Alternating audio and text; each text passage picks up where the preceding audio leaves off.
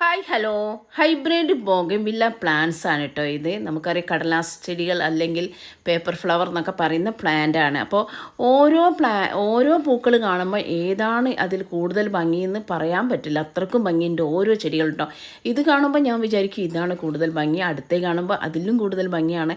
അങ്ങനെ അതിമനോഹരമായിട്ട് പൂത്ത് നിൽക്കുക കേട്ടോ ബോഗൻവില്ല പ്ലാന്റ്സ്. അപ്പോൾ ബോഗൻവില്ല പ്ലാന്റ്സ് നമുക്കറിയാം ഇപ്പോൾ നാടൻ ഇനത്തിലുണ്ട്, അതുപോലെ തന്നെ ഹൈബ്രിഡ് ഇനത്തിലുണ്ട്, ഹാങ്ങിങ് ടൈപ്പിലുണ്ട്. അപ്പോൾ ഇതൊക്കെ ഹൈബ്രിഡ് ഇനത്തിലുള്ള ബോഗൻവില്ല പ്ലാന്റ്സ് ആണ്. അപ്പോൾ നമ്മൾ നാടൻ ഇനത്തിലുള്ള ബോഗൻവില്ല പ്ലാന്റ്സിനൊക്കെ കുറച്ചും കൂടി കെയറിങ് കൊടുക്കേണ്ട ചെടിയാണ് നമ്മുടെ ഹൈബ്രിഡ് ഇനത്തിലുള്ള ബോഗൻവില്ല പ്ലാന്റ്സ്. റേറ്റും കൂടുതലാണ്.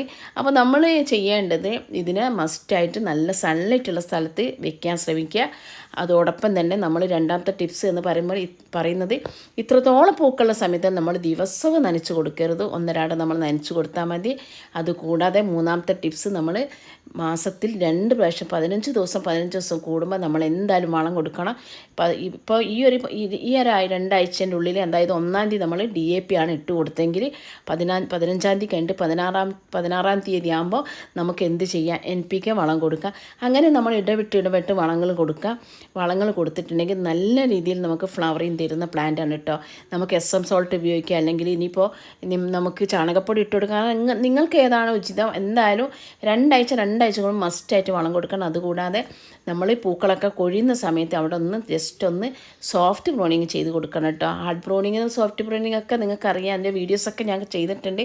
അപ്പോൾ നല്ല ഭംഗിയായിട്ടാണ് ഇതുള്ളത്. അപ്പോൾ നമുക്ക് ബോഗൻവില്ല പ്ലാന്റ്സ് നമ്മളൊരു തൈയൊക്കെ വാങ്ങിയിട്ടുണ്ടെങ്കിൽ നമുക്ക് ഒരുപാട് കാലം നിൽക്കും. ബോഗൻവില്ല പ്ലാന്റ്സ് എപ്പോഴാണ് റിപ്പോർട്ട് ചെയ്യാമെന്നറിയോ?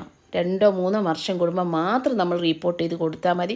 നന്നായിട്ട് വേര് പടർന്ന് പിടിക്കുന്ന ചെടിയായതുകൊണ്ട് തന്നെ നമുക്ക് അല്ലാത്ത സമയത്ത് നമുക്കൊന്ന് മണ്ണ് മേലെ ഇളക്കി കൊടുത്തിട്ട് നമുക്ക് വളമിട്ട് കൊടുത്താൽ മതി കേട്ടോ. അപ്പോൾ ഈ വീഡിയോ ഒന്ന് ചെരിഞ്ഞു പോയിന്നൊരു സംശയമുണ്ട്.